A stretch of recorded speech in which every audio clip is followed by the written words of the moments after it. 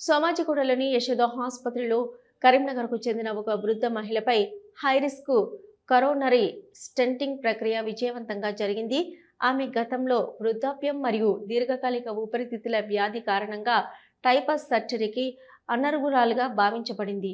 రోగికి విస్తృతమైన calcified coronary artery వ్యాధి ఉన్నట్లు నిర్ధారణ అయింది మరియు రెండవ అభిప్రాయం కోసం డాక్టర్ జగదీష్ మాదిరెడ్డికి సూచించబడింది. ఈ సంక్లిష్ట కేసును నిర్వహించడానికి డాక్టర్ జగదీష్ కాల్షియంను విచ్ఛిన్నం చేయడానికి ఆర్బిటల్ అథెరెక్టమీని ఉపయోగించారు మరియు స్టెంట్ పరిమాణాన్ని ఖచ్చితంగా నిర్ణయించడానికి మరియు స్టెంట్ సరిగ్గా ఉంచబడుతుందో లేదో తనిఖీ చేయడానికి ఆప్టికల్ కోహెరెన్స్ టెమోగ్రఫీ ఓసిటీని ఉపయోగించారు. ఈ తాజా పరికరాలు కార్డియాలజీలో ఇటీవల పురోగతి సాంకేతికతలు ఇవి లేకుండా ఈ ప్రక్రియ విజయవంతం కాలేదు. ఇంటర్వెన్షనల్ కార్డియాలజీలో ఆవిష్కరణ ఒకప్పుడు పనిచేయదని భావించిన రోగులకు ఎలా ఆసనిస్తుందో ఈ కేసు ప్రదర్శిస్తుందని డాక్టర్ మాదిరెడ్డి అన్నారు.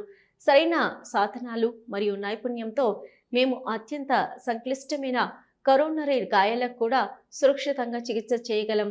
తెలుగు రాష్ట్రాల నుంచి కాకుండా దేశవ్యాప్తంగా హై రిస్క్ కార్డియాక్ కేసులకు యశోద హాస్పిటల్ రెఫరల్ సెంటర్ పనిచేస్తుంది. కొనసాగుతున్న కార్యక్రమంలో భాగంగా డాక్టర్ జగదీష్ ప్రతి నెల కరీంనగర్ సందర్శిస్తూ గుండె సంబంధిత సంప్రదింపులు అందిస్తున్నారు.